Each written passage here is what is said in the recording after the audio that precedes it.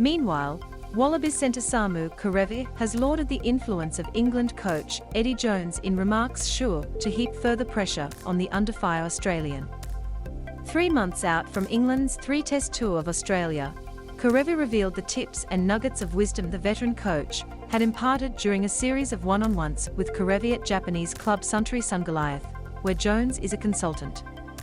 The 44-test centre said the England coach had zeroed in on the physical side of things and used bruising centre Manu Tuilagi, expected to tour here in July, as an example of who Kerevey could style himself on. "I'm mostly trying to get the England secrets away from him at the moment. Wallabies centre Sam Kerevey, he's been coaching England and they are a really physical side. The way European teams play rugby is a bit different to Japan and back at home in Australia," Kerevey said. "My work ethic off the ball. He spoke last year about trying to get more touches in my hands. He's spoken about Manu Tuilagi a lot and how he's progressed his game, but also for myself, just trying to add a few things to my game to really expand my set. That was his big thing from last year." Kerevey, 28, has been with Suntory since the end of 2019, but did not rule out a return to Australia when his contract ends next June. Whether Rugby Australia and a Super Rugby club could cobble together enough to afford his $1 million plus asking price per season is another matter. The centre joked that he was the one working Jones hard for intelligence in the lead-up to the blockbuster Test series, which kicks off in Perth on July 2nd. "I'm mostly trying to get the England secrets away from him at the moment," Kerevi said. "I'm asking him a few questions on how they play and how his centre's movements are, so hopefully I can help if I get selected back into the Wallabies. I've dealt with him the last couple of years and had good conversations with him, especially one-on-ones." Wren's Wallabies coach Dave Rennie has spoken about it the last couple of days.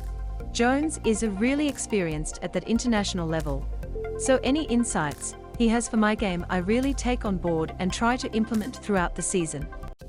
He's always coming around saying how fit I am, really I'm not, but that positive reinforcement from a guy like him is awesome."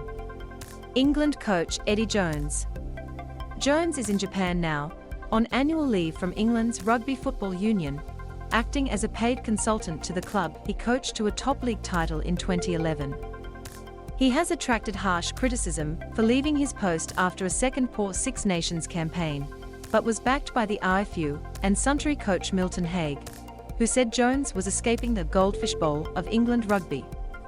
"I saw the kerfuffle that went on in the press over there. They probably won't like it. He's talking to Sam Kerevey and Damien McKenzie at the moment," Haig said. "It's a storm in a teacup.